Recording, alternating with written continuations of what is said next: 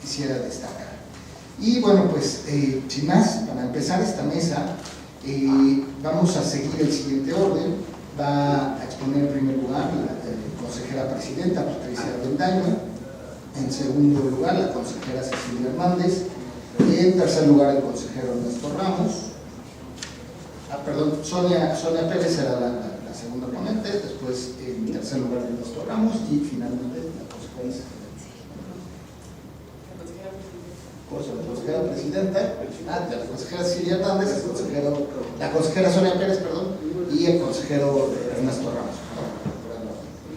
Y bueno, pues ahora sí, sin nada, voy a presentar a nuestra primera ponente, que es la consejera presidenta Patricia Avendaño Durán. Ella es pues es la consejera presidenta que cuenta con una amplia trayectoria especializada en materia electoral y bueno, pues conoce esta institución desde que era el Instituto Electoral del Distrito Federal y hoy Instituto Electoral de la Ciudad de México. Es licenciada en Ciencias Políticas y Administración Pública por la UNAM, maestra en Administración y Gerencia Pública por la Universidad de Alcalá de Henares en Madrid, España, y en materia electoral cuenta con como decía, una gran trayectoria de más de 20 años, en donde ha sido titular de órgano desconcentrado en esta institución, presidenta distrital en procesos electorales locales y, bueno, ha coordinado actividades de participación ciudadana a nivel distrital desde el 2010 hasta el 2021 y, pues, es consejera presidenta desde el año 2021. Y, bueno, pues, consejera Patricia Avendaño, muchísimas gracias por asistir y, pues, adelante. Voy a preferir quitar mejor el micrófono de aquí.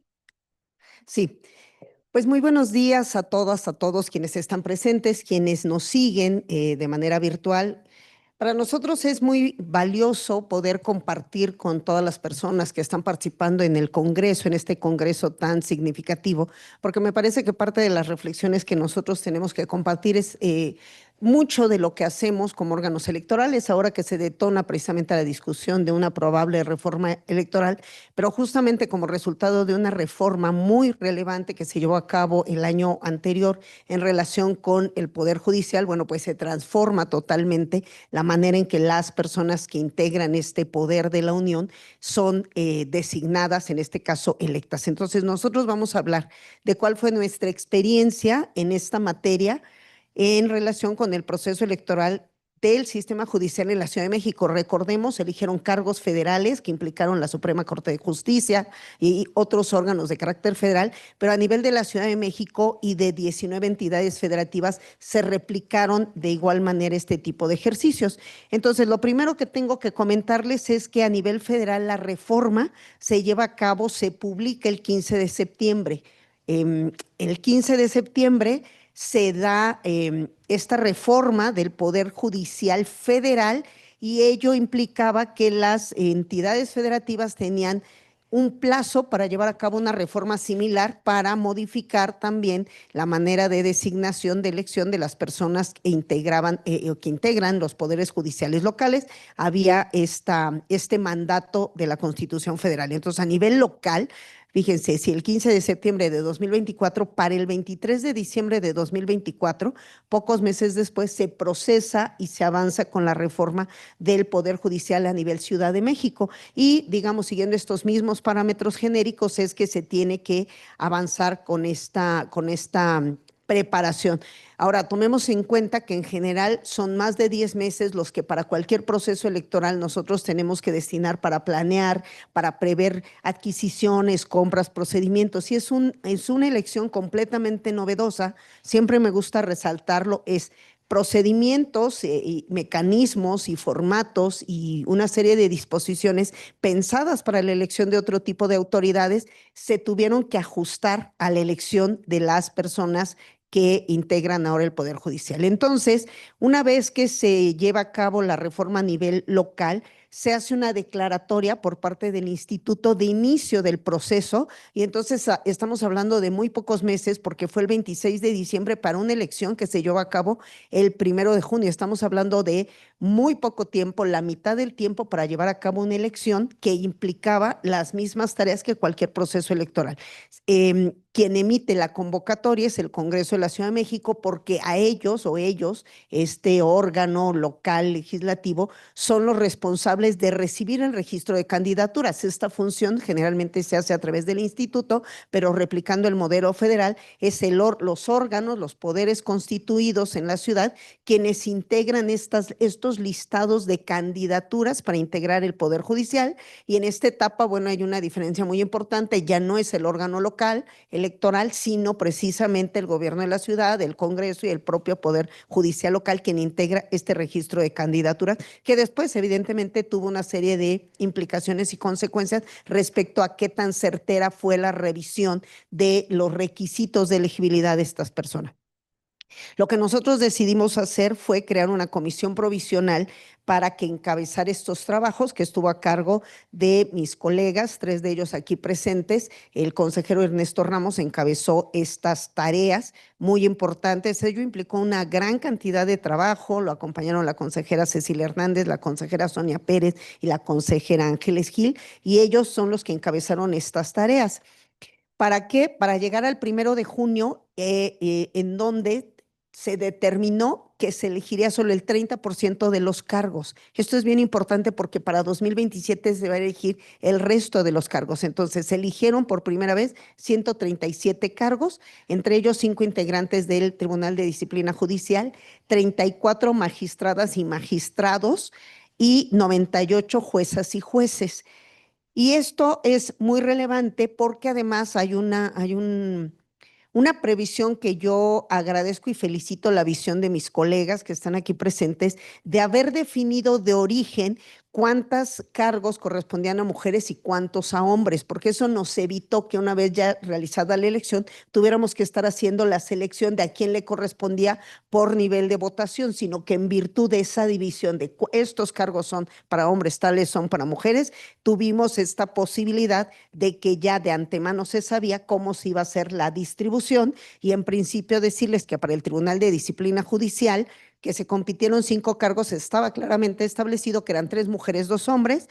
Para el Tribunal Superior de Justicia, magistradas y magistrados, fue mitad y mitad, y para juezas y jueces también se tendió a eso. Tuvimos una distribución de candidaturas, es decir, recibimos en total para todos estos cargos 31 para Tribunal de Disciplina Judicial, 145 para el Tribunal Superior de Justicia y 431 candidaturas para juezas y jueces. Y en total 607 candidaturas. ¿Por qué resalto este dato? Porque la cartografía que nosotros empleamos para elegir a las otras figuras que tenemos que llevar a cabo las elecciones cada 3 años, atienden a una lógica de representación, es decir, un distrito electoral tiene una cantidad de electores y esa cantidad de electores son los que eligen, por ejemplo, a sus diputaciones. Y también en función de los distritos electorales se eligen a las alcaldías y a las concejalías y a partir de ellos es como se integra la votación para elegir a la jefatura de gobierno. Entonces, a partir de la división de nuestros 33 distritos locales, tuvimos que adecuar la cartografía para una elección que no estaba prevista de esa manera. Y podría ser un sinsentido de alguna manera porque qué lógica tendría haber hecho esta división si no hay una unicidad o una vinculación directa de la elección de estos jueces con el ámbito territorial. Pero esto nos permitió facilitar la elección. ¿Por qué? Porque si no hubiéramos tenido listas o boletas con cada una con 31 candidaturas, con 145, esos cuadernillos que en algún momento se dijo van a ser largos cuadernillos, que en lugar de una boleta íbamos a tener cuadernillos, por ejemplo, en el caso de juezas y jueces, 431 nombres entre los cuales nosotros hubiéramos que elegir. El hecho de haber transitado a 11 distritos judiciales, que así se les denominó, distritos judiciales electorales, nos permitió hacer una distribución de estos cargos para que cada bloque o cada espacio geográfico uniendo 2 distritos 3 distritos locales permitieran que un bloque de ciudadanos eligieran X número de candidaturas. Esto en su momento a nivel federal fue cuestionado, fue impugnado, sin embargo las autoridades jurisdiccionales avalaron que era correcto, y eso también permitió que nuestras boletas, si bien es cierto, encontramos un número importante de nombres entre los cuales seleccionar, pero permitió una facilidad de poder identificar a un bloque de candidaturas. Ahora vamos a pasar al flujo de la votación y vuelvo a reiterar, son procesos, procedimientos que fueron pensados para elegir otro tipo de autoridades que tuvimos que adaptar a estos. ¿Cómo fue la votación? Bueno, en principio se instalaron 6,134 mesas directivas de casilla. Este no es el total de las que nosotros usualmente instalamos para una elección como la de 2024. Para la de 2024 fueron alrededor de 13,500 casillas. Para la elección de Poder Judicial se instalaron menos casillas por determinación del INE, en virtud de que el INE es el dueño del proceso de ubicación de casillas, de insaculación de funcionarios, de capacitación. Pero esa fue la determinación. Entiendo, la lógica se basó, la determinación se basó en la falta de recursos. Entonces, menos casillas, pero con la misma cantidad de boletas para que los casi 8 millones de ciudadanas y ciudadanos de esta ciudad pudieran votar. Entonces, y bueno, y con esta concurrencia, entonces estaban las boletas federales, que eran 6, y las boletas locales, que eran 3, entonces 9 boletas.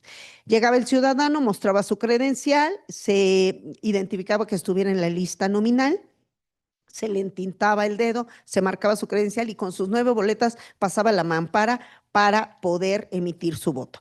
¿Cuál es una enorme diferencia? En una elección como las que estamos acostumbrados, tenemos una urna para cada cargo. Entonces, si votamos por presidente, diputado, senador, jefe de gobierno, diputaciones y alcaldías. En este caso se decidió también por una determinación que me parece que fue para agilizar la votación, que hubiera una urna única en donde ingresaban las 9 boletas que cada elector depositaba en ella.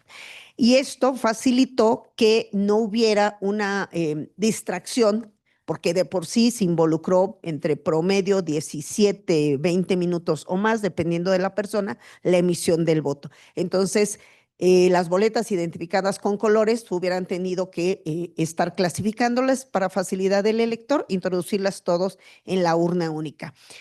Quiero resaltar que en esta elección solamente se pudo garantizar el voto anticipado de las personas en estado de postración, a diferencia de la elección 2024, que se garantizó la elección de las personas en el extranjero, voto en el extranjero, y las personas en situación de prisión preventiva, porque esto ya es un mandato legal en donde se debe de garantizar el ejercicio pleno de los derechos político-electorales, tanto a quienes están en el extranjero como quienes no los han perdido, no obstante que se encuentren en una situación de reclusión, pero sin sentencia firme, en virtud de que todavía no se dicta una sentencia que les limite el ejercicio de este derecho. Entonces, la votación anticipada, que solamente involucró a las personas con alguna situación de discapacidad o imposibilidad de moverse, se llevó a cabo del 12 al 21 de mayo de manera anticipada, y siempre es así porque quienes hagan uso de ese voto anticipado no podrán acudir a las casillas a votar, porque se lleva un registro estricto para evitar que se duplique el voto.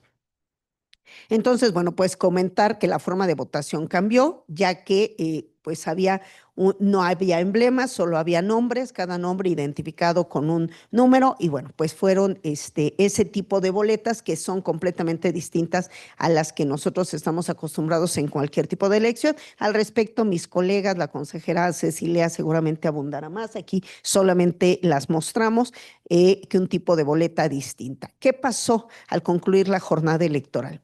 Las personas funcionarias de casilla, una vez que se hubieran concluido la etapa y no hubiera electores en la fila, se vaciaban las urnas de acuerdo a la cantidad de votos que hubieran recibido. Hubiera podido ser 1, 2 o más urnas, que conforme se iban llenando las iban cerrando, y al final del periodo del horario de votación, las personas funcionarias vaciaban las urnas para empezar la clasificación. Otra diferencia importante es que en una elección común y corriente, como las que nosotros estamos acostumbrados a llevar, el escrutinio y cómputo se hace en la casilla. Y esto fue ampliamente cuestionado. Sin embargo, me parece que facilitaron las cosas, porque ante tal cantidad de boletas y ante tal cantidad de cómo se tenían que clasificar y las candidaturas, hubiera implicado unas largas jornadas, muchas más horas de las que usualmente se lleva el cómputo en casilla, pero al concluir, lo que fuera de la casilla hubo fue la cantidad de personas electoras que acudieron y el total de votos que se obtuvieron por cada uno de los cargos. El mandato de la reforma constitucional, tanto federal como local, es que los cómputos tenían que iniciar el mismo día de la jornada. Usualmente a nivel federal el cómputo empieza el miércoles siguiente al día de la elección. Esta situación, en el caso de la Ciudad de México, es distinta. Siempre el cómputo empieza el mismo día de la elección. Esto es una singularidad de cómo operamos en Ciudad de México. Siempre el cómputo. Ahora, esta determinación tuvo implicaciones importantes porque evidentemente quienes llevaron a cabo este cómputo son las personas funcionarias que tenemos distribuidos en los 33 oficinas distritales. Y esto, bueno, pues involucra una enorme capacidad de procesar logísticamente la recepción de paquetes, la guarda y custodia en la bodega, la extracción de estos paquetes para empezar los cómputos, porque ese escrutinio, a diferencia de lo que ocurre en una elección constitucional, tardó varios días. Usualmente en una elección constitucional, este instituto empieza la misma noche de la elección y va concluyendo los cómputos el lunes en la noche o el martes en la mañana de manera continua. En este caso se empezó el mismo día de la elección, pero se tomó una muy buena decisión por parte de mis colegas y del Consejo General del Instituto de ir marcando horarios de 8 horas, porque visualizar un cómputo que pudiera durar 8 días sin parar, como usualmente ocurre en las elecciones constitucionales, pues implica una situación de extrema exigencia que el funcionariado no iba a estar en posibilidad de cumplir. Entonces, bueno, ¿quién hizo este cómputo? Una diferencia importante también es que no se instalaron estos órganos colegiados ciudadanos que son los consejos distritales, pero nosotros decidimos que nos implicaba un monto muy importante de recursos que no nos fue otorgado. Y entonces apoyamos esta tarea en el servicio civil de carrera que existe en este instituto desde que se fundó, con personal que en promedio tiene 20 años de experiencia llevando a cabo estas tareas, porque además involucraba estar llevando a cabo sumatorias, captura de información que estuvimos transmitiendo en tiempo real, que con los observadores que se registraron estuvieron presentes en las 33 sedes distritales y lo estuvimos proyectando de manera directa desde estas sedes, y además el visualizador de cómo iba avanzando el cómputo, y eso pues nos permitió brindar certeza y transparencia a la realización de estas tareas.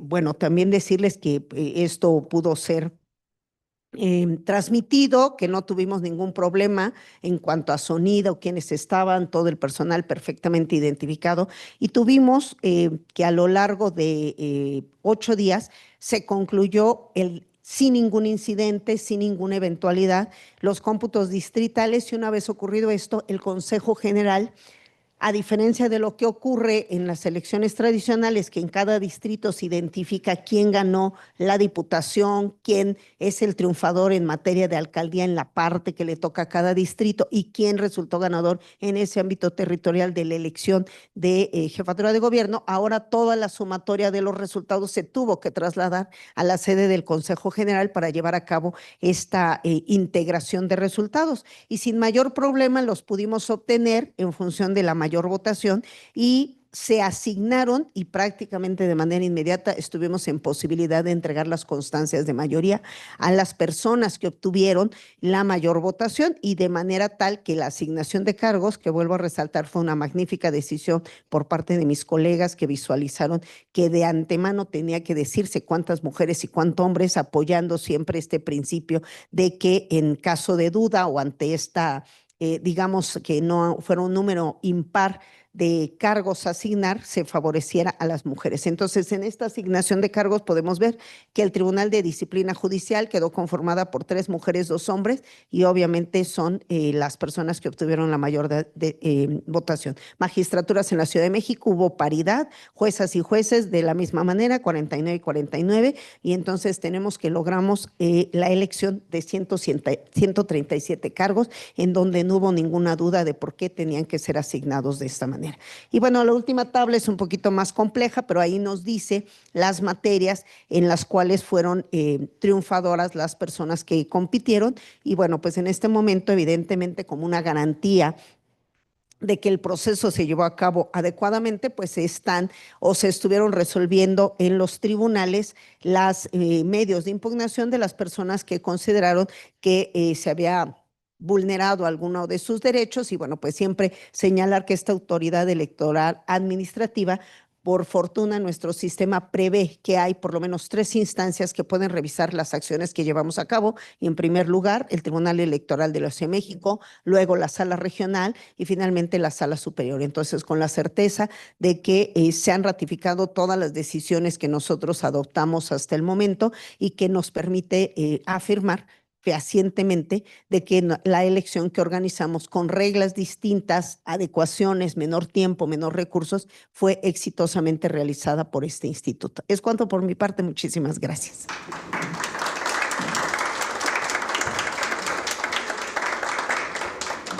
Muchas gracias, consejera Avendaño. Y bueno, pues siguiendo el orden de este panel, ahora les presento a la consejera Cecilia Aida Hernández Cruz, que también es una consejera con una larguísima trayectoria en el servicio público electoral, así como la ven de joven, tiene mucha trayectoria y pues tiene más de 15 años de experiencia en el servicio público electoral. Desde octubre del 2024 es consejera electoral del Instituto Electoral de la Ciudad de México para el periodo de 2024-2031. En este instituto también se desempeñó como directora ejecutiva de Organización Electoral y Geoestadística y fue titular de la Unidad Técnica de Vinculación con Organismos Autónomos entre 2019 y 2024. Ella es politóloga por la Universidad Autónoma Metropolitana, Unidad Iztapalapa, con un máster en estudios latinoamericanos, con mención en ciencia política por la Universidad de Salamanca en España. Es candidata a doctora en ciencias políticas y sociales por la UNAM. Además, cuenta con un diplomado en Derecho Judicial por la Universidad Panamericana y la Universidad Austral de Argentina. Ha sido miembro de equipos de edición y redacción de revistas especializadas como América Latina Hoy, editada por la Universidad de Salamanca, Polis, que es una revista editada por la UAM, Justicia Electoral, editada por el Tribunal Electoral del Poder Judicial de la Federación, y fue directora de la revista de estudios electorales, editada por la Sociedad Mexicana de Estudios Electorales. Además, es integrante de la red de politólogas No Sin Mujeres, del Observatorio de Reformas Políticas en América Latina y de la Sociedad Mexicana de Estudios Electorales. Consejera, muchísimas gracias. Muchas gracias, muy buenos días a todas y todos. Yo voy a centrar mi participación en 3 puntos que la consejera presidenta ya nos hizo un panorama general pues, de los retos a los que nos enfrentamos y después cómo lo solucionamos y los resultados que tuvimos, pero yo me voy a enfocar en 3 aspectos, que es el marco geográfico, la distribución de cargos y candidaturas y el diseño de boletas y su funcionamiento. Primero quiero comentarles que teníamos este reto de 607 candidaturas, ¿no? Teníamos primero una perspectiva de obtener 843 de acuerdo a los cargos que se nos habían informado y a través de las convocatorias la convocatoria que se emitió. Teníamos una expectativa de tener 843 candidaturas. Al final de alguna depuración y demás del propio proceso, tuvimos un total de 607 candidaturas. Y en ese momento, lo que nosotros en la comisión teníamos, pues era un reto de pensar cómo meter esas candidaturas en las boletas. Tuvimos ahí muchas ideas, muchas discusiones. Una de las ideas y de los diseños que tuvimos fueron boletas de doble carta, en donde podían caber todas las candidaturas de juezas y jueces. Sin embargo, bueno, tuvimos esos trabajos desde antes de que se conformara la comisión y ya conformada la comisión, presentamos esos a la propia comisión en las discusiones y decidimos que era muy complejo y no solamente por lo complejo que le iba a resultar a la ciudadanía votar en esas boletas tan amplias, sino que resulta que el INE sacó ya sus modelos de documentación en donde definían que una boleta no podía tener más de ciertas candidaturas. Entonces, lo que nosotros hicimos, tenemos un área en el instituto todavía bueno, que ve tema de marco geográfico de participación ciudadana, y entonces hizo una propuesta para dividir a la Ciudad de México en 11 distritos judiciales, haciendo un símil de lo que el INE en ese momento había aprobado, que eran también 11 distritos judiciales electorales. Conversamos con el INE en este trabajo que se hace constantemente con el Instituto Nacional Electoral de Coordinación, para poder acercarles esta información, este diseño que nosotros ya habíamos hecho, con la finalidad de que se tomara en cuenta para la aprobación de este marco geográfico, que es atribución exclusiva del Instituto Nacional Electoral. Y así fue, se aprobó este diseño que nosotros pues propusimos y les acercamos. Y se basó en cuatro aspectos fundamentales. En nuestro padrón electoral, que con corte al 31 de enero tenía casi 8 millones de personas, intentamos, lo que hicimos fue agrupar los distritos electorales locales con continuidad geográfica, pues por una razón obvia, integrar 3 distritos electorales locales completos por cada distrito judicial electoral y procurar que la desviación poblacional, y esto es porque es una regla, fuera menor al 12% respecto a la media de electores. ¿Y qué es esto? Pues prácticamente que la diferencia en la conformación de los distritos no rebasara este 12%. Quedaron los distritos judiciales como lo estamos viendo ahora en el mapa.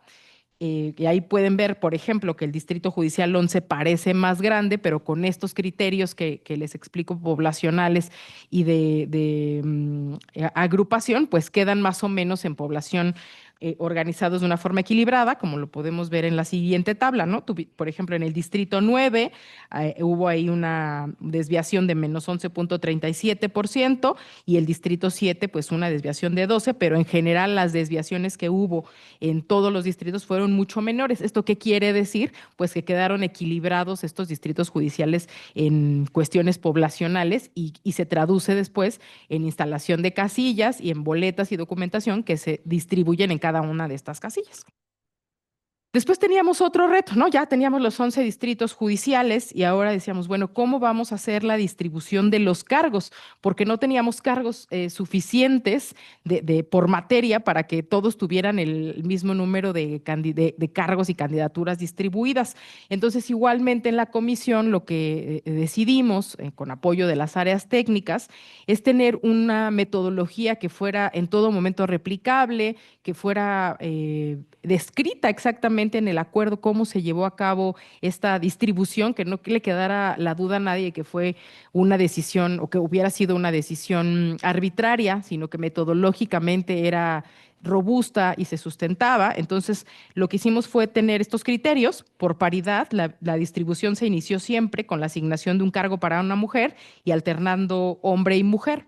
Que hubiera mayor número de materias posibles para cada distrito, que no hubiera más de cargos por 10 cargos por boleta, que el total de cargos a elegir fuera equitativo en cada distrito judicial electoral y que en cada distrito judicial existiera un equilibrio entre cargos para mujeres y hombres. ¿Qué fue exactamente lo que hicimos? Bueno, pues teníamos una lista de materias, una lista de cargos que se tenían que identificar, que se tenían que distribuir por cada una de las materias, y teníamos una lista de distritos judiciales con una definición del padrón electoral. Entonces, lo que fuimos haciendo fue, por cada materia, empezando por una mujer, distribuir entonces en cada distrito judicial, empezando por el de mayor padrón electoral. Lo que obtuvimos es estas tablas que les muestro en este momento.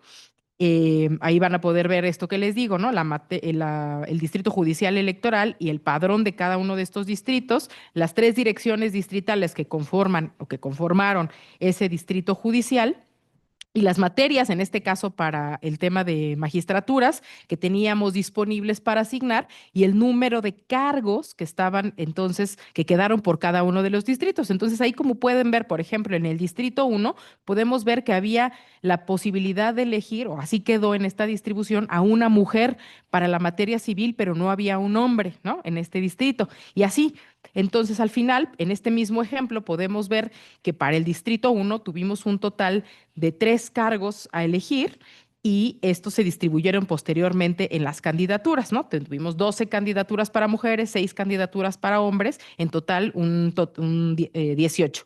Al final de la tabla podemos ver entonces que la distribución fue equitativa en cuanto a género. Entonces tuvimos 102 candidaturas para hombres, 102 candidaturas para mujeres, lo que nos da un total de las 204 candidaturas, ¿no? Mismo caso para la distribución de los cargos para juzgados y la misma metodología seguimos. Empezamos por mujeres y a distribuir por cada una de las materias. Ahí teníamos muchos más cargos a elegir y muchas más candidaturas. Entonces podemos ver que en cuanto a las materias, cada distrito judicial tuvo alrededor de 4 o 5 materias y en cuanto a las candidaturas, tuvimos, por ejemplo, para las mujeres 300 candidaturas distribuidas en los 11 distritos y para los hombres 294 candidaturas, haciendo un total de 594 candidaturas distribuidas en estos distritos judiciales. ¿Esto qué quiere decir? Bueno, pues que los criterios que nosotros nos propusimos en el acuerdo al final se cumplieron y así se diseñaron las boletas. En la siguiente tabla, en esta, lo que podemos ver es un resumen de esto que les estoy compartiendo, ¿no? Teníamos para el Tribunal de Disciplina Judicial 5 cargos. En este caso no se hizo este ejercicio de distribuir cargos y candidaturas porque solo se elegían 5 cargos, ¿no? En total, entonces teníamos 5 de 5 en una sola boleta para toda la Ciudad de México. Una materia, en realidad, pues un solo órgano, que era el Tribunal de Disciplina Judicial. Candidaturas por boleta en total fueron 31. En el caso de las magistraturas del Poder Judicial, teníamos, como ya se los compartía, 3 o 4 cargos en disputa. Lo distribuimos de 3 a 5 materias por cada uno de los distritos. Y 14 candidaturas en promedio, lo que nos daba 141 candidaturas en total. Y para el tema de jueces y jueces, eran 9 cargos de los 98 posibles. Ahí se distribuyeron 4 o 5 de las 9 materias posibles. En total, cada diseño de boleta para estos distritos judiciales tenía 4 candidaturas en total para las 431 candidaturas. ¿Y esto por qué? ¿No? Lo que veíamos que era muy complicado para la ciudadanía era tener boletas en donde hubiera una cantidad tan amplia de candidaturas, como lo decía al inicio. También nos alineamos de alguna manera a lo que hizo el Instituto Nacional Electoral y fue una decisión no sencilla porque nosotros tuvimos en el diseño y en las propuestas que se hacían la posibilidad nos parecía que era más fácil, que la ciudadanía estaba acostumbrada a marcar con un tachecito o con alguna marca y entonces nuestros primeros diseños y de hecho los más fuertes para quedarse al final en el proceso era una boleta en donde estaba el listado de las candidaturas y del lado izquierdo se podía hacer la marca. Y eso era muy fuerte, ¿no? Estábamos como muy convencidas que eso era lo más fácil para la ciudadanía. Incluso tuvimos ejercicios previos, focus group y mucho trabajo previo, para que esas boletas pudieran pasar por escáneres y los cómputos no fueran tan complicados. Sin embargo, cuando nos enteramos o cuando tuvimos a la mano las boletas federales en donde se establecieron los cuadritos para poner los números, nos parecía que eso era muy complicado para la ciudadanía, ¿no? De explicarle, bueno, mira, para la elección federal vas a tener esta posibilidad, este diseño de boletas, pero para la elección local no. Como hay una sola capacitación, que ahora con el modelo de casilla única así es, para tanto el funcionariado de casilla, para y los CAES y supervisores que son los que capacitan a este funcionariado, darles esta explicación y luego a la ciudadanía, pues hubiera resultado mucho más complicado y el costo de esta innovación que para nosotros era muy importante, lo hubiera pagado la propia ciudadanía y entonces pues decidimos irnos por un diseño de boletas que fuera lo más parecido a las boletas federales, ¿no? Entonces terminamos con una boleta rosa que ustedes en este momento pueden ver, que tenía 3 espacios para el caso de las mujeres, 2 espacios para el caso de los hombres.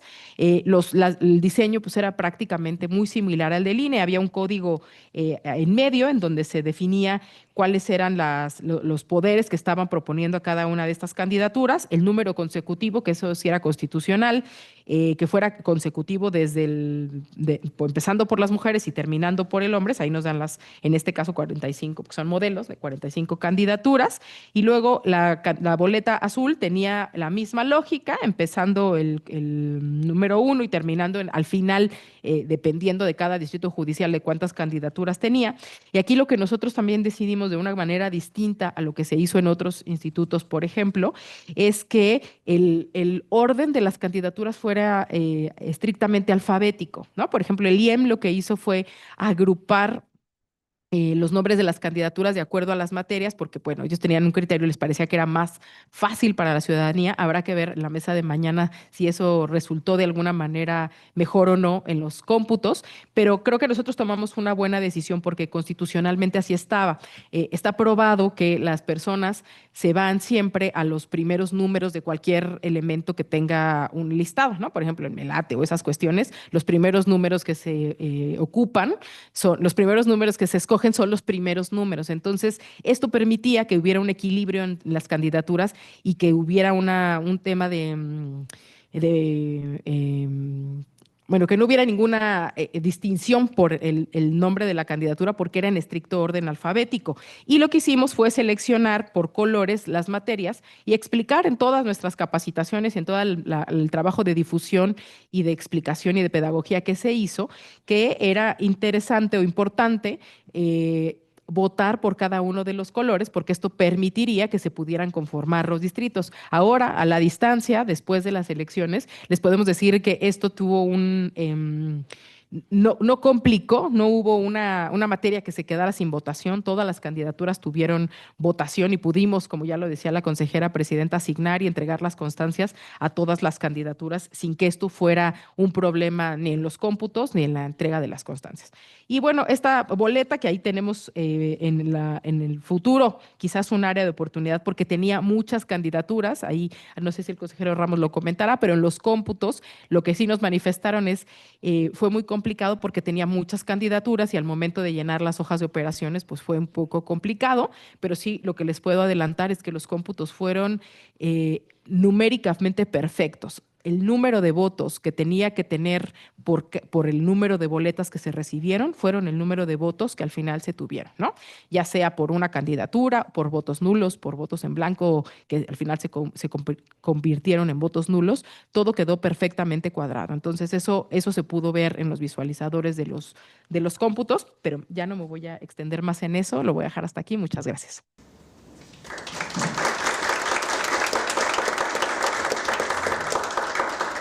Muchas gracias, consejera Cecilia. Y bueno, para seguir en el orden de esta mesa, ahora les voy a presentar a la maestra Sonia Pérez Pérez, también como van a ver una consejera con una larga trayectoria en instituciones electorales. Ella es licenciada en Derecho por la UNAM, maestra en Derecho con mención honorífica por la misma universidad. Ha trabajado en la Sala Regional Toluca del Tribunal Electoral del Poder Judicial de la Federación, fue coordinadora de investigación en el Tribunal Estatal Electoral de Chihuahua, fue asesora de consejera electoral del Instituto Federal Electoral, fungió como secretaria de Estudio y Cuenta y secretaria auxiliar en el Tribunal Electoral del Distrito Federal, así como secretaria de Estudio y Cuenta de la Sala Regional Especializada también del Tribunal Electoral del Poder Judicial de la Federación. Desde el 2020 se desempeña como consejera en el Instituto Electoral de la Ciudad de México y además es autora de diversos artículos y ha participado como ponente en diversos foros con temas relacionados con la participación política de la mujer, derechos humanos y justicia electoral. Entonces, bueno, pues, consejera Sonia, muchísimas gracias por acompañarnos esta mañana. Adelante. Daniel, yo estaba esperando que Daniel dijera, así como la ven de joven.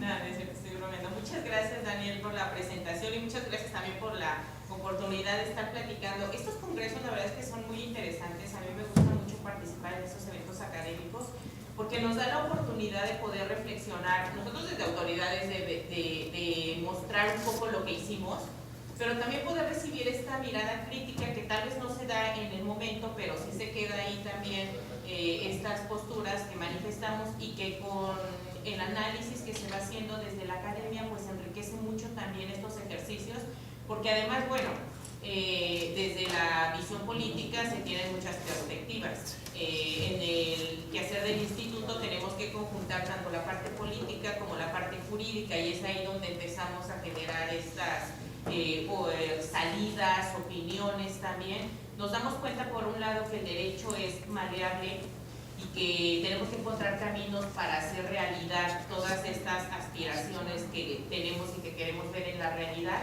pero también, bueno, pues que las ideas políticas, trasladarlas ya al plano de la realidad, tienen su complejidad. Y eso fue a lo que nos enfrentamos en esta elección, porque se los comentaba a mis colegas, pues el escenario no nos era familiar, no era el tipo de elecciones a la que estábamos acostumbradas a hacer. El tiempo era más corto, una elección inédita e histórica, que seguro así lo dirá Ernesto también en algún momento, ya no, inédita e histórica, y era una elección muy importante además, porque por primera vez se iba a elegir al Poder Judicial. Si nos lo hubieran planteado así bueno, cuando yo estudiaba en la universidad, era impensable que jueces y juezas se fueran a elegir, que ministras y ministros se fueran a elegir. Y ahora, cuando entregamos la constancia a juezas, jueces, magistrados del Poder Judicial local, la verdad que fue pues fue un momento muy importante, porque algunos venían de una carrera de 25, 30 años de carrera judicial, se presentaron a las elecciones y ganaron, pero también otros perfiles de personas jóvenes, y será también motivo de análisis los resultados que se presenten en la justicia en los próximos años derivado de esta elección de jueces. Pero bueno, a lo que estamos ya más acostumbrados en las elecciones, y es un camino que hemos ido recorriendo, es cómo fortalecer la participación política de las mujeres.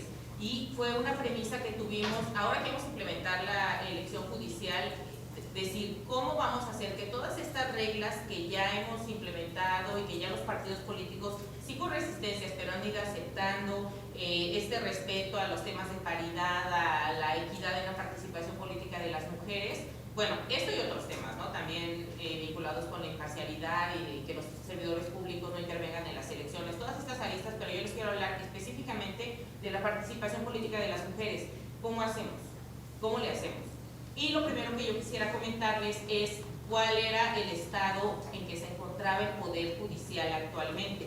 Y eso creo que es un dato que no debemos perder de vista, porque en los partidos políticos ya sabemos que tienen que poner por lo menos el 50% de postulaciones de mujeres.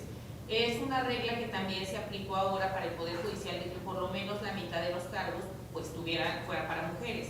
Pero el estado en el que se encuentra el Poder Judicial actualmente es que hoy estaba antes de esta elección, era que en las magistraturas habían un 58% de hombres y un 42% de mujeres, y en juzgados un 61% de hombres y un 39% de mujeres. Entonces, viendo todas las aristas de esta elección judicial, un tema que se había que atender era la participación igualitaria de las mujeres en estos cargos judiciales. Y bueno, más adelante veremos los resultados, pero en principio era esto. ¿Cuál va a ser una variable que vamos a tener ahora en esta elección de cargos? Cuando salgan a elección todos, la mitad de cargos van a ser para mujeres, lo cual nos va a llevar como resultado, si las cuestiones siguen así, que en 2027 por lo menos la mitad de cargos serán para mujeres. Entonces, esto es un dato importante que habría que tener. Y dentro de este análisis que hicimos de cuál era el estado del Poder Judicial, fíjense que hay algo que seguramente debe ser motivo también de reflexión, y es que dentro de toda esta estructura del Poder Judicial hay ciertos cargos que sí están relacionados con mayor participación de hombres.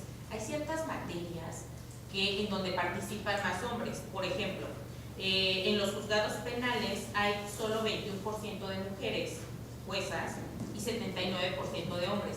De todo este porcentaje que veíamos en la gráfica anterior, hay algún lugar en donde se concentran, hay algunos cargos en donde se concentran la mayor cantidad de mujeres, y habría que valorar qué tanto están teniendo obstáculos las mujeres para acceder a estas materias porque tienen más estereotipos de género, o cuáles son las razones por las cuales efectivamente no hay esa participación o esa accesibilidad o flexibilidad para que las mujeres participen. Por ejemplo, en tribunal de enjuiciamiento, igual 19% de mujeres, 81% de hombres, igual en juzgados de delitos no graves, en magistraturas penales, en magistraturas de ejecución de sanciones penales. En la materia penal hay mucha más participación de hombres.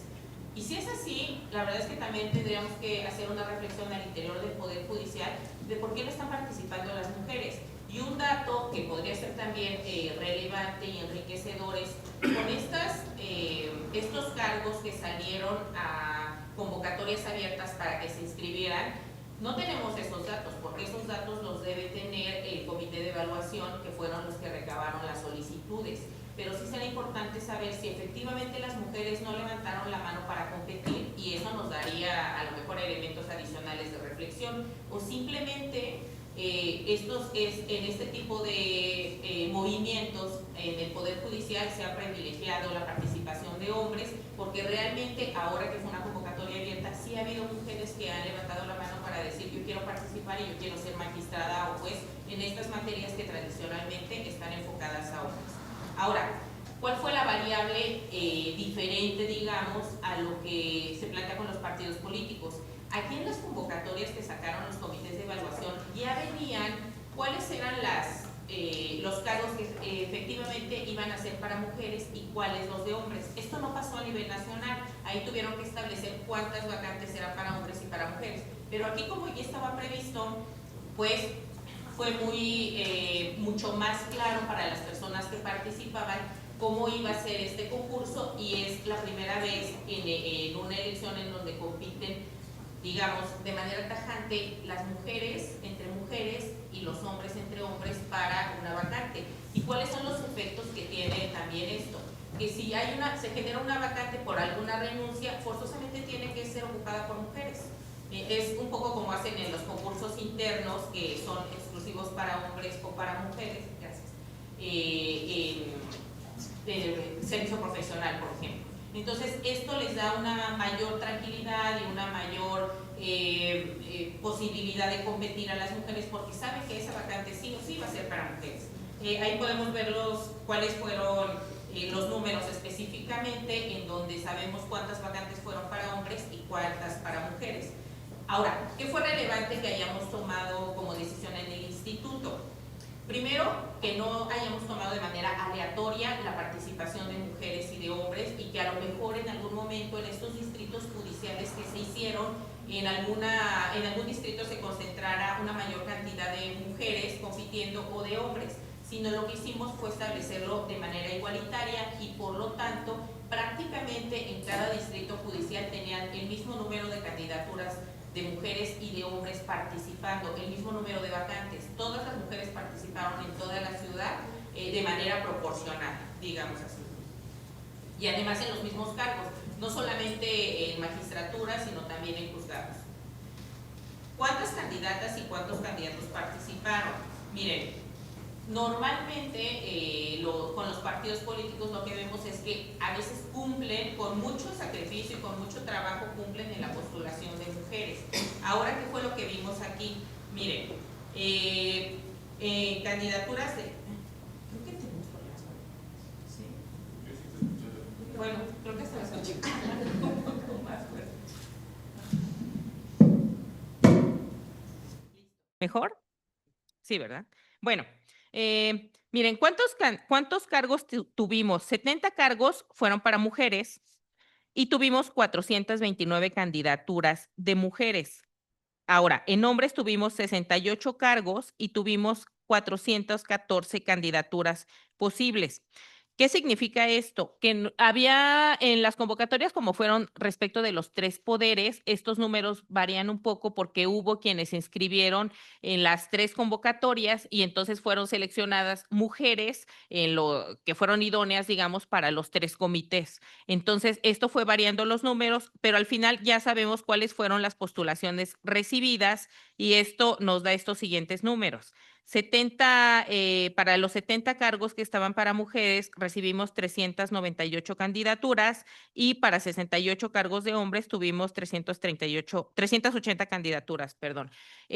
Lo que vemos aquí, y que esto nos da como conclusión, es que efectivamente cuando tenemos la misma posibilidad de cargos, sí hay mujeres que quieren participar. Este argumento que teníamos al principio, cuando se fueron implementando las acciones afirmativas con los partidos políticos de no hay mujeres capaces, no hay mujeres preparadas, no hay mujeres que quieran competir, tenemos que ir capacitándolas y fortaleciéndolas, es una afirmación que se va cayendo conforme vamos viendo que las mujeres tienen posibilidades de participar, porque si hay mujeres que quieren participar, si hay mujeres que cumplen los requisitos, si hay mujeres que tienen la preparación, y hay mujeres en el Poder Judicial que han desempeñado cargos públicos y que han desempeñado y que han hecho esa carrera judicial y que pueden participar. Y esta forma de acudir a las convocatorias, de cumplir con los requisitos, nos da elementos objetivos para afirmar que sí, efectivamente, cuando las mujeres se les da la oportunidad de competir en igualdad de condiciones, pueden desempeñar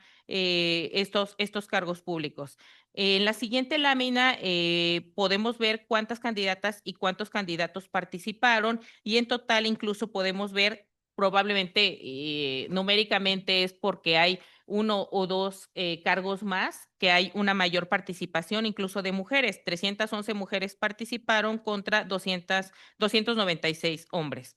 Ahora, fíjense que uno de los temas que mucho se ve en los procesos electorales ordinarios donde participan los partidos políticos y las candidatas devienen de estas postulaciones es el tema de las renuncias.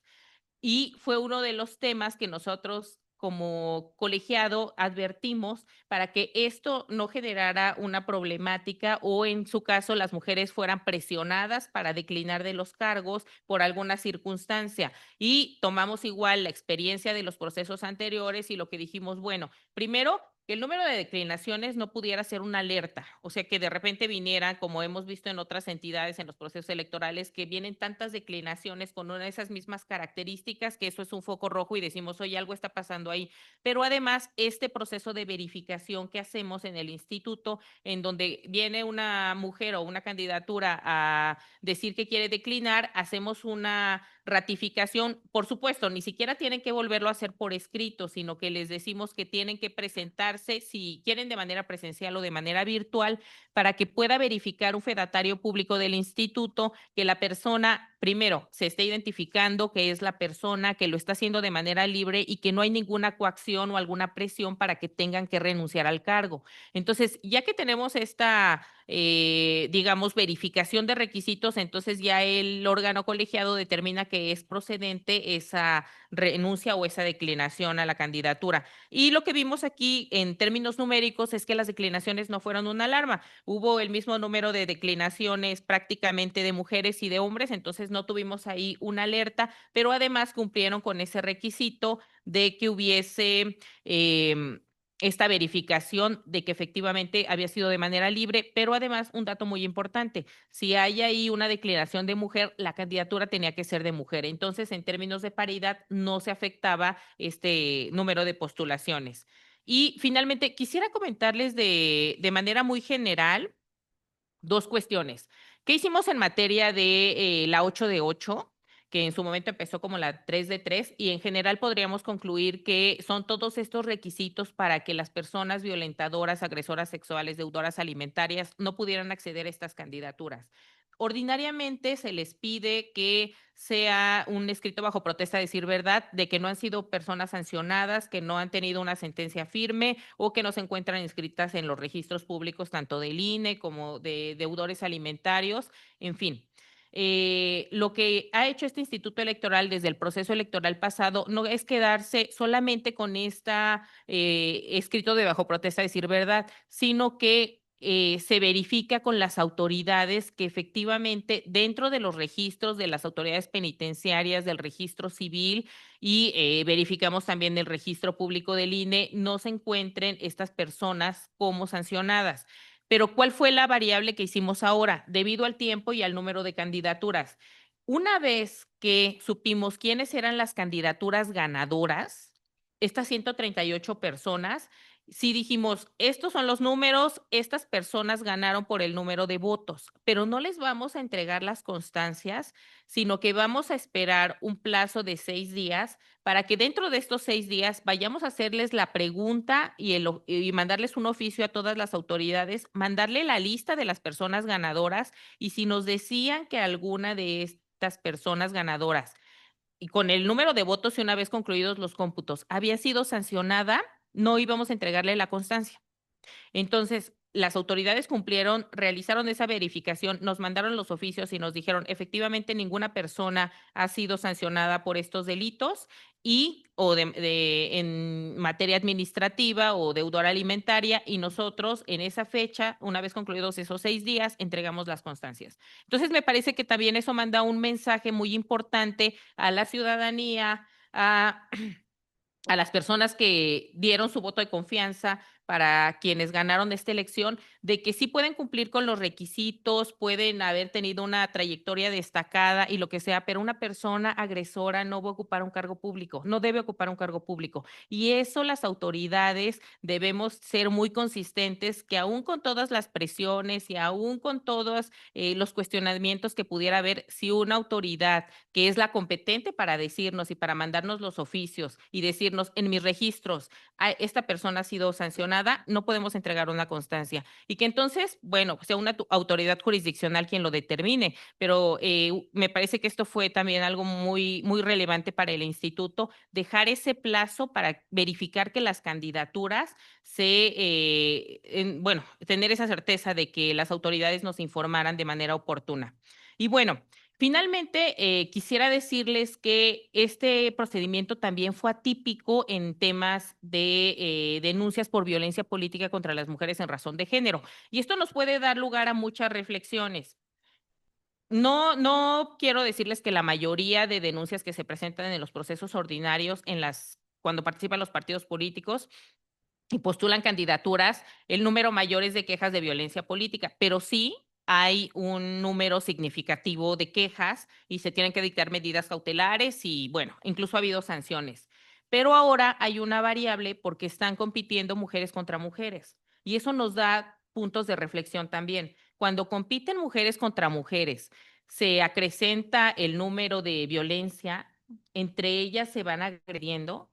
Y lo que yo quisiera decirles es que tuvimos ahora quejas presentadas durante el proceso electoral 129, pero solamente 3 fueron de violencia política contra las mujeres en razón de género. Y creo que eso sí nos debe dar un tema de reflexión, porque cuando compiten hombres contra mujeres, sí puede ser que este tema de hay que tener la piel más dura, te presentas a una elección, te estás exponiendo y tal, pues es una afirmación que no debe ser del todo cierta, porque sí nos están demostrando las mujeres que cuando compiten entre ellas pueden hacer una competencia libre de violencia. Entonces creo que vale la pena que podamos tener estos temas de reflexión y bueno, finalmente creo que esta elección judicial nos deja muchos aprendizajes, no solo como autoridades electorales para saber en qué podemos mejorar, también a los actores políticos, a las personas que participan dentro de las candidaturas, de cómo hay una forma diferente también de competir en la elección, porque quisiera decirles que además de las quejas que hubo, que disminuyó el número significativamente,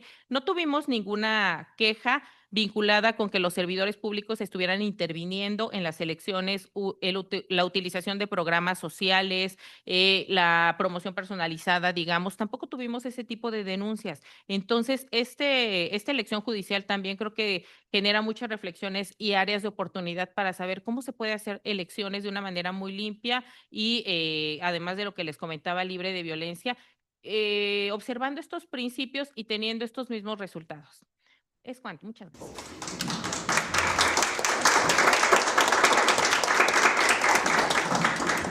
Muchísimas gracias, consejera. ¿No? Sin duda, esta última parte de la reflexión es, ¿no? Sí, deja un tema ahí muy, muy interesante para el debate y sobre todo la investigación. Creo que ese es un aspecto que a veces nos hace falta adentrarnos, pero al final hacemos una ronda de comentarios, preguntas para todas y todos.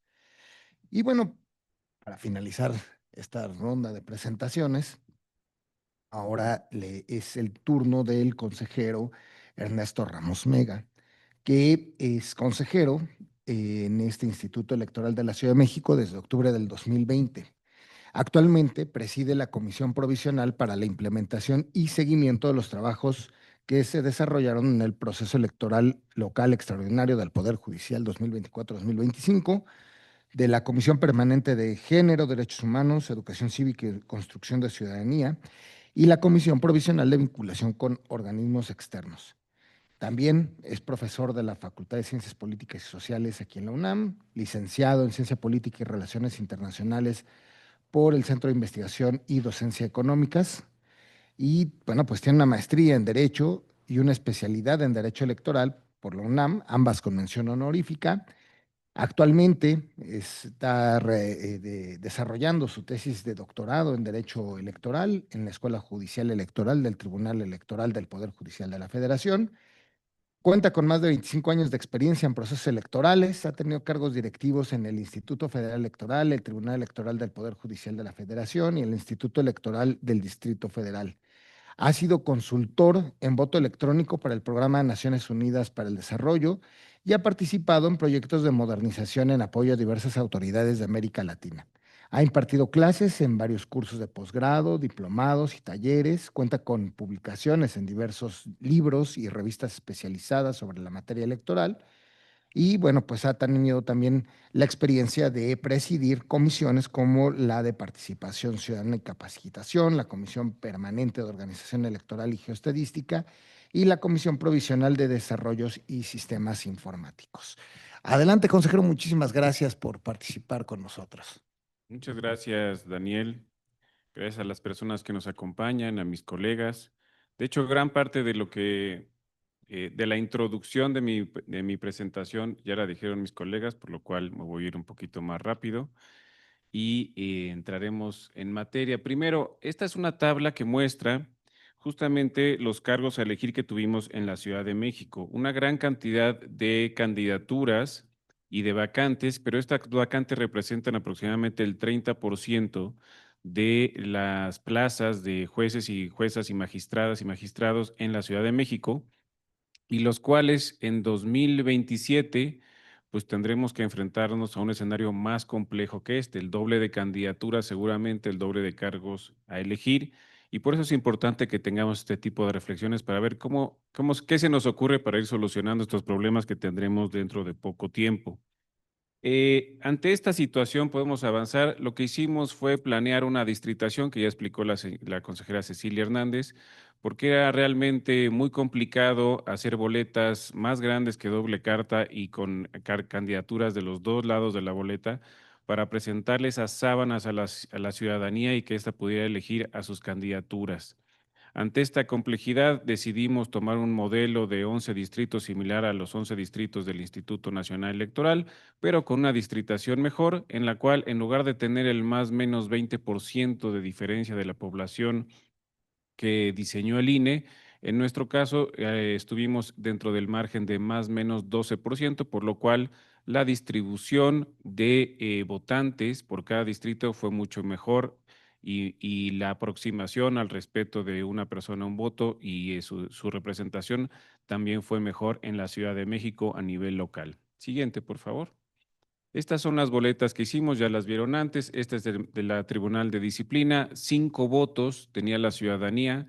Esto es un cambio drástico respecto a cómo estamos acostumbrados a votar. Hay dos diferencias fundamentales. Cuando votamos en las elecciones del Poder Ejecutivo y Legislativo tenemos un voto por boleta. En este caso tenemos 5 votos por boleta y en otros casos vamos a tener incluso más. El otro cambio fundamental es nosotros, cuando votamos por el Poder Ejecutivo y Legislativo, hacemos una marca sobre los nombres o sobre los emblemas de los partidos. Aquí tenemos que anotar los números de las candidaturas y, por supuesto, no existen partidos políticos para orientar nuestro voto en caso de que no conozcamos los perfiles de las candidaturas que se presentan. Siguiente, por favor. Esta es para las magistraturas, solamente son 3 votos. Y la siguiente es donde me quiero detener un poquito. Esta es la boleta para elegir juzgados. En estas boletas tenemos hasta 9 votos. Ya les comentaba las dos complejidades respecto a las elecciones del Poder Ejecutivo y Legislativo. En vez de marcas números, y si no hay partidos políticos, tienes que averiguar quiénes son los candidatos y candidatas para poder distribuir tus 9 votos. Cuando además tú siempre llegas y dices, bueno, para elegir diputados, jefatura de gobierno, alcaldías, etcétera, pues veo cuál es mi partido, el partido que más me gusta, o la candidatura en su caso que me convence de acuerdo a lo que vea, a la publicidad que veo en las calles, en la televisión, etcétera. En este caso tenías que decidir 9 votos. para esta boleta. En la anterior es 3 y en la anterior 5, pero en este caso es la más compleja, 9 votos. No solamente eso, sino que implicaba además esto, que si tú decidías 1 o 2 votos, tú como ciudadano puedes emitir un voto por la candidatura ganadora. Es decir, de estas 9 votos que tienes, tú puedes ejercer uno por cada candidatura. Cada candidatura puede recibir un voto de la ciudadanía. Pero al mismo tiempo puede darse el escenario, y se dio, de que si tú puedes recibir un solo voto, también en esa misma boleta puedes recibir 8 votos nulos. Entre 1 y 8 o hasta 9 votos nulos. Es decir, si decides anular tu boleta, son 9 votos nulos. Si decides emitir un voto válido, es un voto válido por cada candidatura. Por eso, eso explica, digamos, que cuando vemos las estadísticas, y esto fue objeto de crítica en opinión pública en algunos artículos, las candidaturas ganadoras muchas veces tenían menos votos que los votos nulos. Pero eso no es culpa de las candidaturas, tampoco es culpa de la ciudadanía. Es un tema del diseño de la boleta en el cual se nos obliga a ejercer 9 votos por cada boleta, ¿no? En este caso. Y esto lo vamos a ver un poquito más adelante. Siguiente, por favor. Aquí podemos ver en estas 3 boletas la cantidad de candidaturas en promedio de cada boleta, la cantidad de votos por cada boleta, también el porcentaje de participación y el porcentaje de votos nulos que finalmente obtuvimos en la Ciudad de México. Puede ser que exista una correlación positiva entre la cantidad de votos y la cantidad de votos nulos disponibles. Y eso es lógico por lo que les acabo de explicar. Entre más votos disponibles tienes, más probabilidad tienes de anular varios votos, porque es muy complicado de la noche a la mañana, en lugar de votar por partidos y una candidatura, pues elegir una lista de candidatos por cada una de estas boletas. Considerando además que el día de la jornada electoral no solo tuvimos estas 3 boletas de la elección local, sino 6 adicionales de la elección federal. Tuvimos que hacer ese ejercicio 9 veces, buscar qué candidaturas íbamos a ejercer el voto. Entonces es muy probable que muchas personas hayan dicho, bueno, yo elegí 3 o 2 hombres y 2 mujeres y los demás los voy a anular, los voy a dejar en blanco porque no me da la vida para determinar más candidaturas. Además, son perfiles largos, estas materias, ¿qué significa ejecución de sanciones penales y cuál es la diferencia con la materia penal, por ejemplo, ¿no? Hay una tarea ahí, incluso de educación cívica y de conocimiento de los cargos judiciales, que estrictamente hablando no corresponde a las autoridades electorales, sino al Poder Judicial. Que el Poder Judicial explique qué es lo que hacen, cuáles son sus materias, por qué es importante una o cuál es la diferencia entre una y otra. Si eso no existe, si eso no se ha dado a través de la historia, en la política o en la sociedad mexicana, es muy difícil que la autoridad electoral pueda explicarlo en unas semanas antes de la jornada electoral. Y por eso tenemos, en parte, estos resultados de votos nulos. Sin embargo, en la Ciudad de México tomamos decisiones y criterios vanguardistas que voy a explicar a continuación. Siguiente. Hicimos un cuadernillo de votos nulos y votos válidos. Es un cuadernillo distinto, no solamente al del Instituto Nacional Electoral, sino al del resto de las autoridades electorales locales. Tomamos decisiones completamente distintas. Cuando las discutimos, primero dijimos, esto es contrario a lo que se ha hecho siempre y es contrario a lo que estableció la Sala Superior desde 2006, criterios que nunca habían sido cuestionados. Vamos adelante, por favor. Por ejemplo, aquí lo que hicimos, y esto fue más o menos genérico, es tú tienes que elegir, digamos, anotando los números de tus candidatos y candidatas en los recuadros en blanco. Pero si no lo haces y decides tachar sus nombres, te lo vamos a considerar como voto válido. Lo importante es que tu expresión de voluntad sea clara. Y adoptamos alguno conjunto de criterios en orden de prioridad. Primer criterio, si tus votos quedan claramente identificados en los recuadros, los números se pueden identificar, entonces te los vamos a considerar como válidos independientemente del resto que pongas. Si es una combinación y pones números en los recuadros y te sobran votos y esos votos en lugar de anotar los números haces marcas en las listas, te lo vamos a considerar como válido, ¿no? Entonces, aprobamos un conjunto de criterios de ese tipo. Siguiente, este es más interesante todavía. Y esto es lo que les decía que va en contra de los criterios de sala superior y de las autoridades electorales que han utilizado a través del tiempo. La sala superior estableció que si tú veías un voto válido a favor de un partido político o candidato, entonces, si había además de ese voto marcado válidamente una expresión de insulto, denostación, etcétera, ese es un voto válido automático. Porque la interpretación de la sala superior era, tú votaste a favor de uno, pero luego le impusiste una mentada o lo insultaste. Entonces, estás diciendo que lo rechazas. Nosotros dijimos, ¿qué sentido tiene eso? ¿Por qué haces una marca válida y además pones un insulto para rechazarlo? Pues mejor anulas el voto. Entonces lo que dijimos es, cualquier expresión que se anote en la boleta es un ejercicio de la libertad de expresión de la ciudadanía. Si quiere insultar a los, pues sí, ¿no? A sus candidatos o al poder judicial o al poder ejecutivo, a quien sea, pues tiene el derecho de hacerlo, ¿por qué no? Si lo quiere hacer en la boleta o en redes sociales, pues es su derecho de libertad de expresión. ¿Por qué vamos a anular su derecho al voto activo por cualquier anotación que haga? No tiene sentido. Desde mi punto de vista, es un criterio anacrónico y paternalista. Parece que le está diciendo a la ciudadanía, tienes que votar y votar bien y callarte la boca, no puedes decir nada más, ¿eh? Si no te gustan, te lo anulo. No puede ser, ¿no? Entonces, este criterio lo adoptamos, no sabíamos qué iba a pasar, pero tenemos buenas noticias. Siguiente, por favor. Este es otro de los criterios. A ver, estaban los números y los números se pueden ver claramente. Hay un 11, un 1, un 17 y hay algunas rayas, pero los números se ven, son votos válidos. Si no hubieran querido votar válidamente, pues hubieran tachado absolutamente todo, no anotaban nada, ¿no? Pero cualquiera puede tener errores o cualquiera puede jugar con esas rayas o hacer travesuras en la boleta, no hay ningún problema con eso. Siguiente, por favor. Esta curva es algo interesante. Ya habían mencionado los cómputos distritales. En nuestro caso, nosotros hicimos cómputos distritales simultáneamente de las 3 elecciones. Lo que hizo el INE fue hacer primero un cómputo, regresar el paquete a bodega, luego el siguiente cómputo, regresar el paquete a bodega, etcétera. Sí. Nosotros tuvimos 3 elecciones, el INE tuvo 6 elecciones.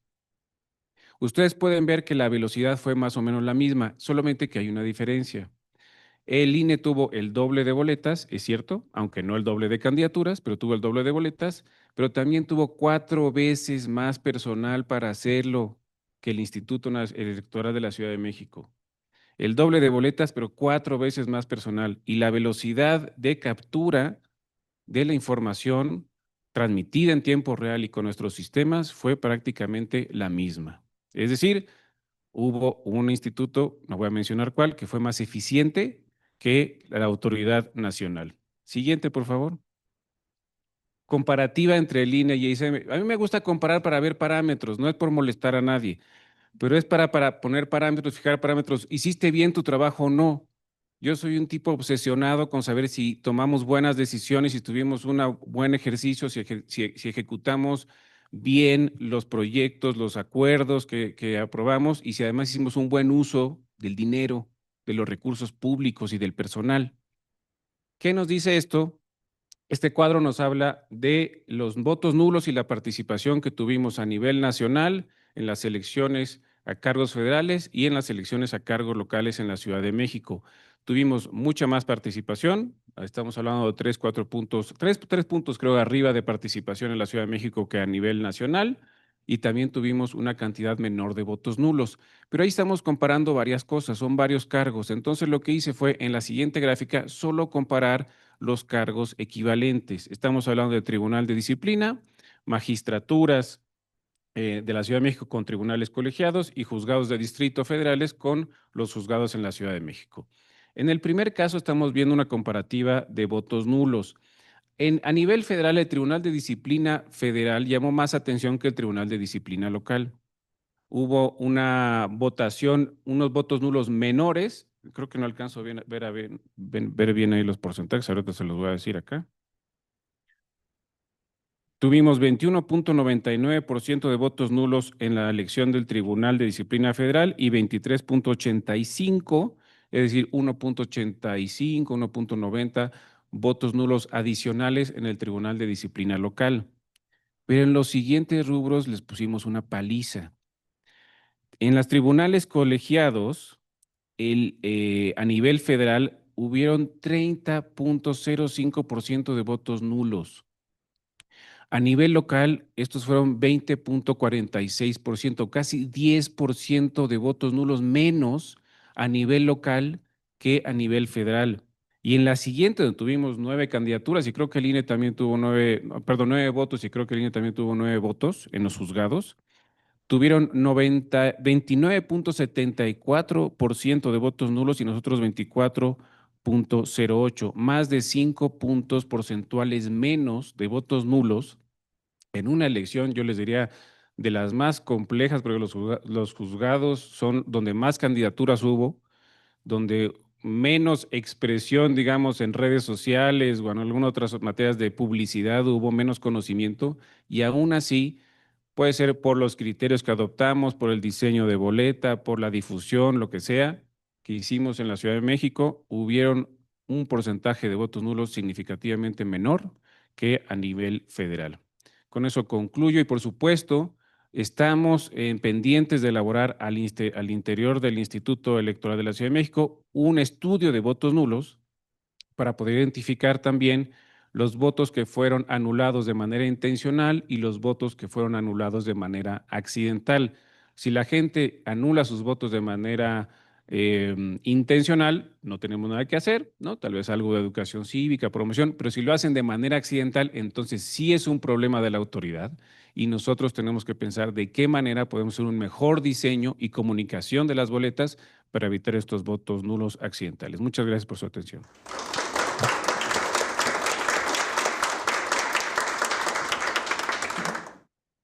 Muchísimas gracias, consejero. Y bueno, pues cerradas las participaciones de las integrantes del Consejo Electoral de la Ciudad de México, pues tenemos tiempo para preguntas, comentarios del público. No sé si por ahí tenemos algún comentario. Bueno, en lo que se animan, yo sí tengo varias que quisiera señalar.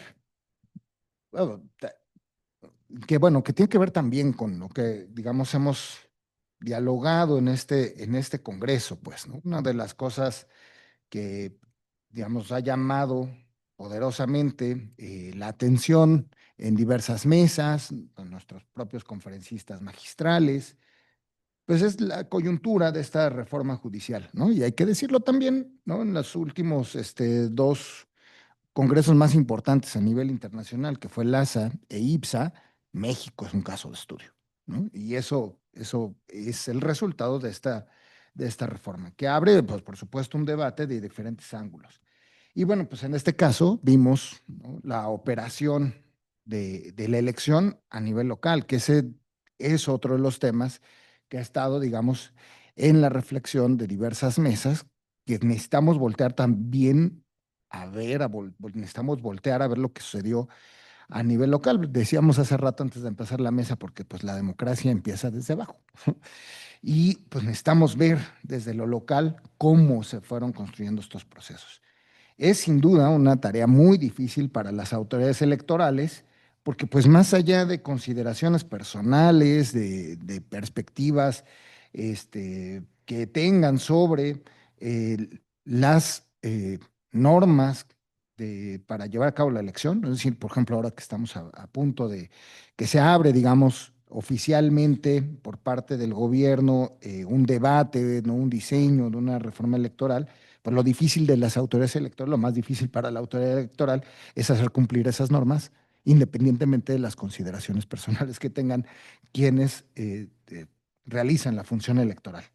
Y eso, como vimos, nos abrió una reflexión muy interesante de, pues, finalmente, cómo hacer, ¿no? Cómo garantizar la calidad y la integridad de la elección.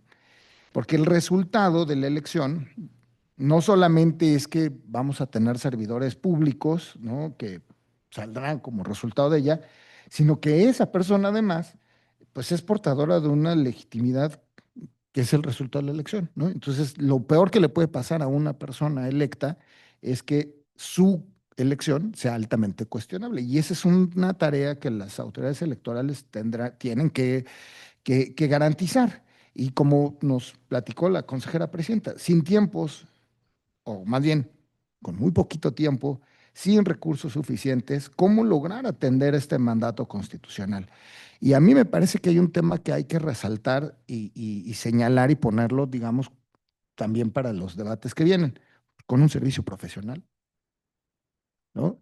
La garantía de tener una elección de calidad, pues pasa en buena medida por contar con servidores públicos profesionalizados, expertos, ¿no? Es decir, no hay tiempo para improvisar.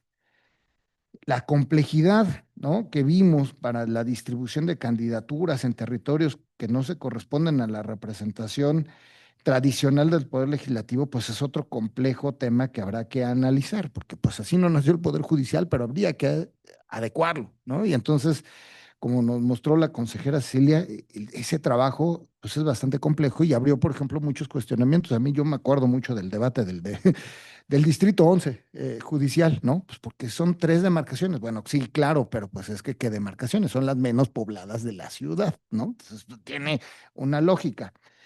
En materia de paridad, como señalaba la consejera Sonia, bueno, aquí hay, yo creo que un tema, muchos temas, pues, no muchos, la verdad es que abrió muchos temas que creo que para las estudiosas de la paridad, de la participación de las mujeres, las especialistas, pues nos abre, yo creo, hay muchas cosas muy interesantes, sobre todo, por ejemplo, este tema de las trayectorias judiciales y el género, ¿no?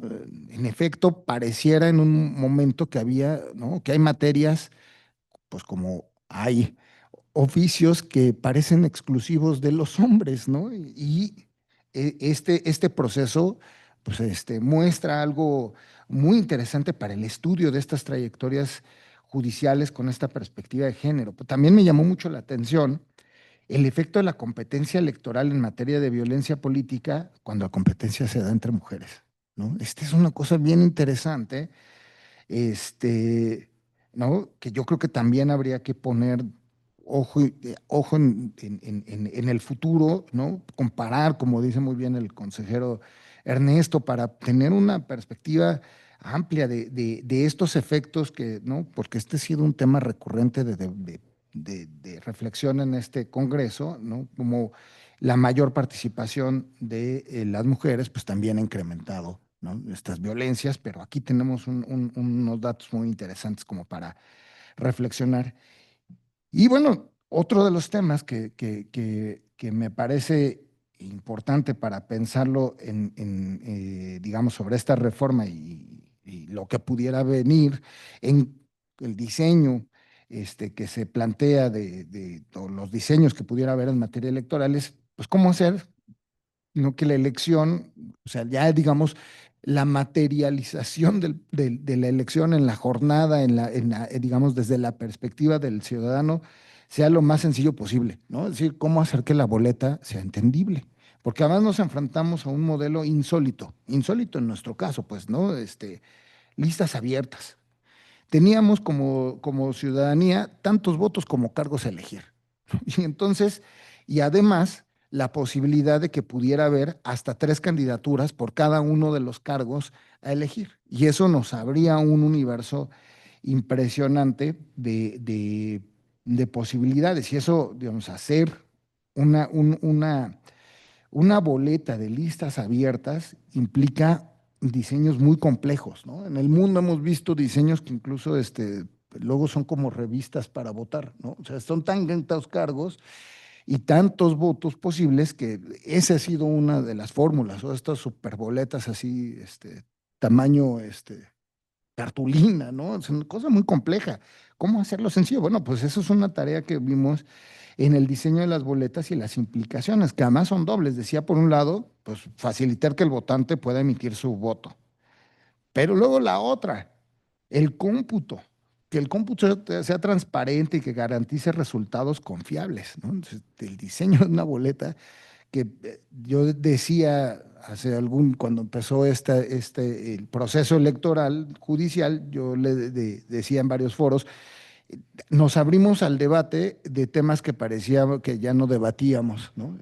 El diseño de la boleta, ya dábamos por sentado como una boleta y se tuvo que hacer un debate incluso del tamaño de las boletas, ¿no? Entonces, yo creo que lo interesante de lo que nos han mostrado hoy es esta parte más, digamos, de la entraña de cómo esta este complejo proceso de la elección judicial es también un complejo entramado para las instituciones. No es tan sencillo, ¿no? Finalmente decir que nos podemos ahorrar unos centavos eliminando instituciones, porque, o sea, al ver la complejidad de la materia, pues es lo que terminamos viendo es que necesitamos instituciones sólidas, confiables, profesionales, ¿no? Y yo creo que entre la complejidad de los temas que refleja esta reforma, creo que es uno de los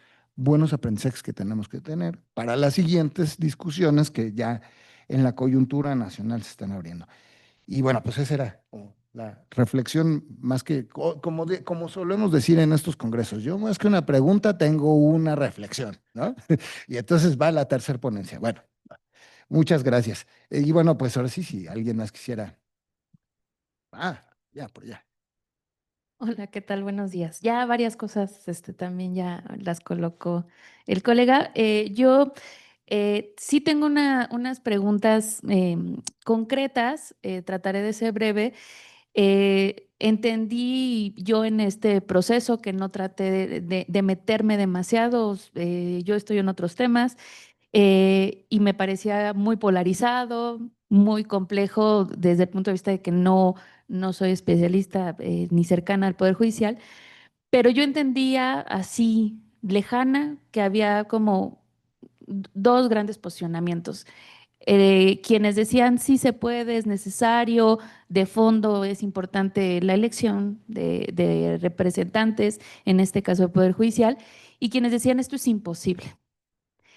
Ayer tuvimos una mesa, era de género, pero hubo dos ponencias de este tema de Poder Judicial. Y yo lo que veía y entendía ahí y escuchándolos ahora es que sí fue posible. Obviamente no fueron las condiciones ideales, pero fue posible, ¿no? Y aquí mi pregunta concreta es, ¿cuáles son los mitos que ustedes, bueno, no mitos, sino tal vez los argumentos, las cosas que se decían que no se podían hacer y que no iban a salir, ya nos explicaron en materia de logística, de organización, pero a mí me interesaría saber su opinión respecto a lo que se pensaba del electorado. ¿Qué es lo que ustedes dirían? Efectivamente, esto fue lo que pasó con el electorado, que no lo iban a entender, si lo iban a entender, se le iba a hacer muy complejo, o qué les sorprendió. Y esta pregunta en concreto la hago porque desde el punto de vista de democracia participativa, esto de decir la elección misma es un proceso de aprendizaje, ¿no? Porque, pues, o sea, muchos de nosotros no sabemos qué es un magistrado de no sé qué, de distrito, de no sé qué, y eso implica un conocimiento que tal vez la ciudadanía ahora va a tener que hacer y va a tener que hacer ese acercamiento. Entonces, me gustaría saber cuál es su opinión, porque después de todo, un instituto electoral, también una de sus funciones principales tiene que ver con la educación cívica, ¿no? Entonces, ahora empieza también un proceso muy largo entiendo yo, esperaría, de tratar de pues mejorar también, de dar esa educación a la población para que esto sea mucho más fácil en el futuro. ¿Ustedes cuáles serían como esos, no sé si llamarle mitos que había previamente, que consideran que sí se cumplió o que no se cumplió? Yo ahorita entendí algunos como en relación al tema de votos nulos. No sé si tendrían otros. Muchas gracias.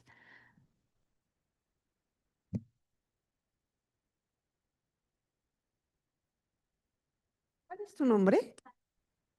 Vanessa, de verdad que agradezco mucho la pregunta porque Yo voy a intervenir muy rápido. Aquí tengo a 3 de mis colegas que de verdad reconozco que hicieron unos esfuerzos titánicos por sacar un trabajo, hacer un análisis, procesar. Entonces, para quienes no estén involucrados en materia electoral, hay gente que dice, bueno, pero si cuál es el trabajo, si nada más es el día de la elección y hay que poner 3 boletas más y ya. No, era procesar todo esto que es tan técnico, de verdad, yo lo entiendo, si a mí como estudiante alguien me hubiera dicho, no, gracias, ¿no? Yo paso porque además tienes que saber de muchos elementos de demografía, de representación, cómo divides las candidaturas, los requisitos que deben de tener y además, como lo decíamos al inicio, son reglas, procedimientos que fueron pensados en su origen para otro tipo de elección que los tuvimos que adecuar en un tiempo récord, con pocos recursos, y que te puedo decir que inclusive al interior del propio instituto había áreas que obviamente son especialistas, que prácticamente cuando decían, vamos a reunirnos para discutir cómo lo podemos procesar, la lógica era, no se va a poder por esto, por esto, por esto y por esto. O sea, no solo las voces externas, sino incluso internamente decían, es que no nos va a dar tiempo, es que no vamos a poder, es que los sistemas no están diseñados para esto, es que, por fortuna, en el colegiado todos tuvimos esa convicción y esa determinación. No es opcional, ya es un mandato de ley y lo tenemos que hacer y lo tenemos que hacer bien.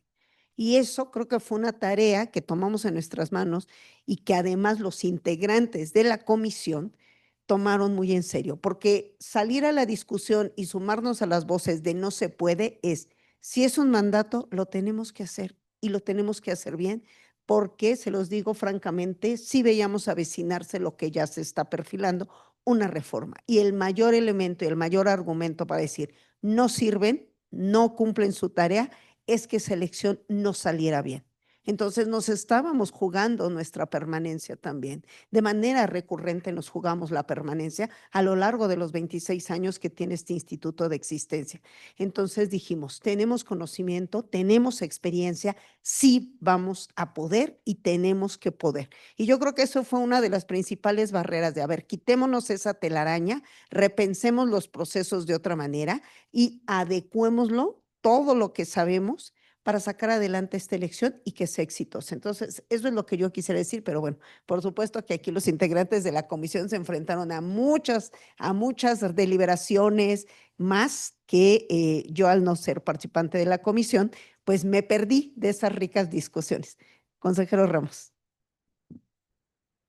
Me gustó la palabra de mitos porque además yo hice 6 videos sobre mitos acerca de la elección judicial en TikTok dirigido a los jóvenes porque también como soy profesor, cuando les preguntaba dónde se enteraban ellos y ellas de los temas políticos en general, de la elección judicial, todos contestaban que en TikTok es increíble. Entonces dije, bueno, hice algunos videos sobre eso, de otras cosas, pero 6 específicamente sobre mitos. Uno de los mitos, así por ejemplo, que incluso en alguna reunión me gritaron, no, ese no es un mito, es cierto, ¿no es que? Los observadores electorales. Ahora hubo mayor cantidad de observadores electorales y se registraron, todos son de partidos políticos y se registraron para manipular la elección. No hubo nada de eso. Es un derecho de la ciudadanía registrarse para observar las elecciones. Tuvimos espacios para observar, transparentamos todos los procesos, además, porque si lo podían observar ahí presencialmente o a distancia, y no hubo en la Ciudad de México ningún registro de alguna intervención de alguna persona registrada como observadora electoral para intervenir, manipular o hacer algún uso negativo de la acreditación como observador u observadora electoral, ¿no? También decían que era matemáticamente imposible computar los resultados de la elección judicial por esa cantidad enorme de votos que cada boleta tenía y la porcentaje de participación. Lo hicimos en 7 días. Es decir, no lo hicimos en 3 días, como siempre, porque además no se hicieron los cómputos, digamos, en las mesas, sino directamente computamos cada boleta como si fuera un recuento total en los distritos y nos tardamos 7 días. Y todo ese proceso fue además con pausas para que las personal, funcionarias y funcionarios del instituto pudieran descansar, pudieran dormir, alimentarse y seguir con los trabajos y todo lo transmitimos vía internet en tiempo real. Otro mito que decían, por ejemplo, es em, no se rompía el principio de representación popular porque se hicieron distritos judiciales. Pero por favor, si existen distritos electorales para elegir diputados y diputadas, ¿no? Si existen circunscripciones para la representación proporcional también. En cada entidad federativa se eligen 2 senadores y tienen una población muy distinta. Entonces, la geografía electoral, la creación de distritos, no rompe en ningún momento el principio de representación, y menos si guardamos los principios básicos de esta proporcionalidad en la población, que ya expliqué, más o menos 12% del promedio, etcétera, ¿no? En fin, había mitos adicionales en los que no entraré. Si quieren pueden verlos en TikTok, están ahí todavía. Síganme en TikTok, por favor. Y pues denle like, ¿no? Eh, compartan. Y háganme sus preguntas ahí, las iré contestando. Pero sí, había varios que en realidad lo que buscaban era desprestigiar. Entiendo que es una elección polarizada, pero lo que no me parecía aceptable es que desprestigiaran la organización de la elección, ¿no? Las autoridades electorales recibimos ese mandato, está en la Constitución, no es nuestra función cuestionarlo, no es nuestra función criticarlo, es ejecutarlo de la mejor manera posible, ¿no? Y de la manera más eficiente posible, y eso fue lo que hicimos, especialmente en el Instituto Electoral de la Ciudad de México. Seguramente hay más temas, pero bueno, ya se los dejaré a mis colegas. Muchas gracias. Bueno, sí. Muchas gracias, Vanessa, por esa pregunta, porque sí nos da pauta a comentar algunas cuestiones que no abordamos ahora, ¿no? Yo creo que una de las cuestiones más importantes es que con las reglas que teníamos o que tenemos para organizar elecciones constitucionales para los otros dos poderes, sí hubiera sido muy complejo, ¿no? O sea, había cosas que no eran equiparables. Entonces, el gran reto fue cómo adaptar, y con lo que decía la Constitución y el propio código de la Ciudad de México, cómo adaptarlo a este nuevo reto, ¿no? Y creo que nosotros nunca en las discusiones que teníamos era eso es imposible, ¿no? A lo mejor en una cuestión presupuestal, pero todo lo fuimos acomodando y eso, buscando siempre el cómo sí. Pero hay dos cuestiones muy puntuales que a lo mejor te gustaría saber con esto de, a ver, quiero saber qué les generaba, ¿no? Yo creo que una de las cosas más importantes fue el tema del escrutinio en las casillas. O sea, decíamos, eso es imposible, que las personas funcionarias de casilla se queden a contar los votos con esta complejidad de las boletas y que estén 10 días ahí contando los votos era inviable. ¿Qué hubiera pasado y cuál era nuestro miedo? Es que la ciudadanía al día y medio, ¿no? O sea, que no acabaran a la 1 de la mañana, sino al siguiente día o al tercero y dijeran, yo tengo que ir a trabajar, pues, perdónenme, estoy muy comprometida con la democracia, pero adiós, ahí se quedan con sus boletas y sus paquetes. Ese era un riesgo muy alto y era un miedo que teníamos, desde luego. Y creo que lo resolvimos de esta manera, que los cómputos, bueno, el escrutinio y cómputo se hiciera en las sedes distritales. Y eso lo resolvió, ¿no? Entonces, desde que estábamos diseñando toda este diseño, pues estas reglas, sabíamos que eso iba a salir bien porque se estaba cambiando esta forma de hacerlo. Y otra que teníamos, que todavía no tenemos ese estudio de voto nulo, pero ya hemos podido acercarnos con las personas que hicieron este trabajo de escrutinio y cómputo, es que decíamos, es que la ciudadanía se va a confundir. O sea, no van a saber cómo poner los números, va a ser un caos y a la distancia te digo que eso no fue un caos. La ciudadanía entendió perfecto cómo era esta nueva modalidad de votación. En la Ciudad de México, yo siempre lo repetí durante todos los ejercicios que hicimos, no es la primera vez que tenemos boletas diferentes, ¿no? Tenemos la consulta de presupuesto participativo, que no es una boleta como la que conocemos y la ciudadanía va y opina en esas boletas. Bien, ¿no? O sea, el chiste es explicarle bien a la ciudadanía cómo va a ser. Y entonces a lo que nos enfrentamos o a lo que vamos a seguramente presentar cuando tengamos ya este documento, este informe, es que los grandes problemas no estuvieron en si la ciudadanía supo cómo votar con los cuadritos y todo. Eso salió muy bien. El problema fue distinguir un 7 de un 1. Alguien nos decía, no sabes que el 8 se puede confundir con un 3. Y entonces eso hace que que reafirme que teníamos una buena iniciativa de poner en las boletas marcas en lugar de números, y no porque la ciudadanía no supiera al final cómo hacerlo, sino porque todos tenemos números diferentes, una forma de escribir diferente, ¿no? Entonces, dos ejemplos muy concretos de lo que veíamos. Y dos reflexiones, bueno, una reflexión con el tema de la reforma, que no quisiera no posicionarme o no decir algo sobre el tema. A mí me parece que el tema de ahorrarnos dinero en las elecciones no tiene que ver con la función electoral o la organización de elecciones. Tiene que tiene que ver con la complejidad de las reglas del juego que hemos acarreado desde hace muchos años, que han convertido a los procesos electorales en eso, en complejos, sobreregulados, y eso es lo que cuesta dinero. Entonces, habría que pensar en una reforma integral desde no la gestión o los procesos electorales, desde luego, sino en las reglas del juego, ¿no? Ahí está. ¿Y por qué? Porque a nivel organización de elecciones, no somos un ejemplo corto, somos un ejemplo mundial, y no solo a nivel federal, sino a nivel local. Todas las innovaciones o muchas de las innovaciones que han surgido para la organización de elecciones han venido de los institutos o de la cuestión local, y es una cuestión muy básica. ¿Por qué? Porque se conoce la realidad del contexto y hay necesidades específicas. La simple credencial de elector viene de una iniciativa local. El sistema electrónico por Internet que nosotros usamos desde hace 3 años y que se sigue hablando de si la viabilidad o no, nosotros ya lo usamos desde hace muchos años. Todas las innovaciones en materiales electorales o muchas de esas innovaciones han surgido del Instituto Electoral de la Ciudad de México y ahora se usan a nivel nacional. Entonces, no saber o cuestionarnos para qué sirve, me parece que es un poco limitado. Entonces, bueno, es hasta ahí quedaría mi intervención. Gracias. Es que fue muy provocadora la pregunta y todos empezamos a pensar en el mito que nos hizo Vanessa. Pero bueno, yo les quiero comentar nada más una cosa rapidísima a propósito de esta oportunidad que nos das con la pregunta. Una de las cuestiones que se especulaba mucho cuando se hablaba de la reforma es la intromisión de los poderes públicos dentro de la elección y la influencia que pudieran tener. A mí me gusta que podamos hablar de cuestiones concretas y de datos específicos. Y lo que tenemos como referencia son los procedimientos sancionadores.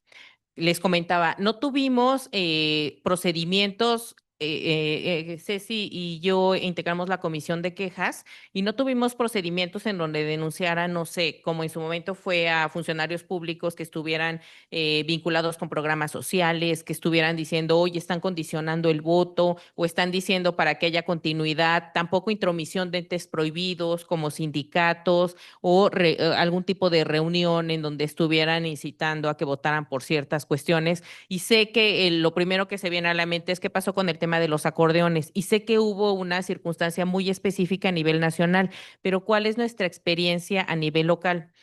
Primero, quisiera decirles que en cuanto empezaron a generarse en los medios de comunicación este tipo de notas, obviamente tenemos una competencia diferenciada. Todo lo que sean magistraturas, ministros, Tribunal de Disciplina Judicial Federal, todo eso lo ve el INE, pero que con nosotros a nivel local, lo que hicimos fue inmediatamente, o sea, empezaron las noticias, nos empezaron a llegar, creo que una queja y al día siguiente, a medianoche, porque por la relevancia del asunto, nosotros dictamos medidas cautelares, no solamente para las candidaturas, diciéndole, oigan, quien aparezca en acordeones, vamos a iniciarles procedimientos sancionadores. Y ahorita les iniciamos, todos los que aparecieron en acordeones tienen iniciados procedimientos sancionadores.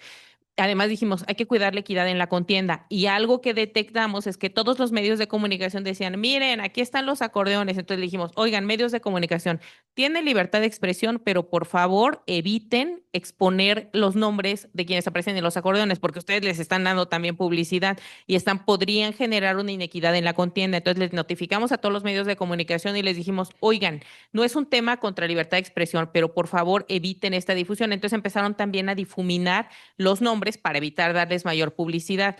Y por supuesto también les hicimos de conocimiento por ejemplo, había una página donde decían como formas de cómo votar. Cuando nosotros notificamos las medidas cautelares, esa página ya la habían bajado. Entonces, el mensaje que fue por parte de la autoridad fue, primero, podría haber una corresponsabilidad de candidaturas, entonces no es positivo que aparezcan en ese tipo de propaganda. esa propaganda necesitamos saber de dónde está financiada.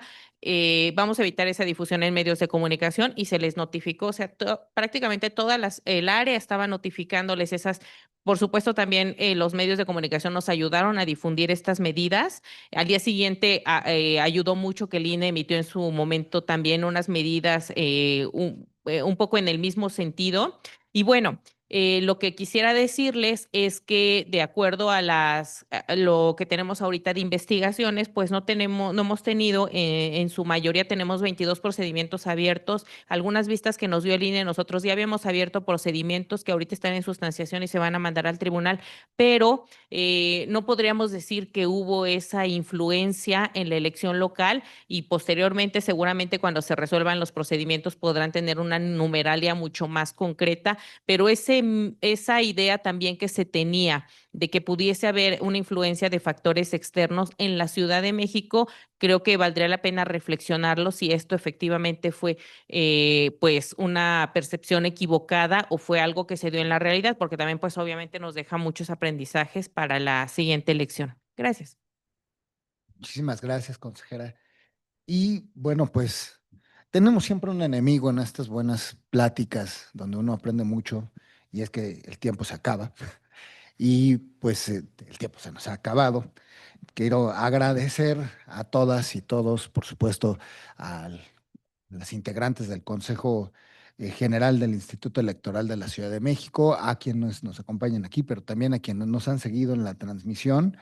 Y antes de cerrar, un comercial, ¿no? O sea, para que continúen y den seguimiento a las muchas actividades que tenemos en el Congreso y particularmente el día de hoy, que tenemos una agenda muy interesante, pues invitarles a una mesa que realmente va a estar muy, muy buena de políticas públicas con perspectiva de género y obstáculos para incorporar a las mujeres en la política, en donde participa la senadora Beatriz Mujica, Marisol Vázquez y Fernando Barrientos, coordinada y moderada por la doctora Irma Méndez.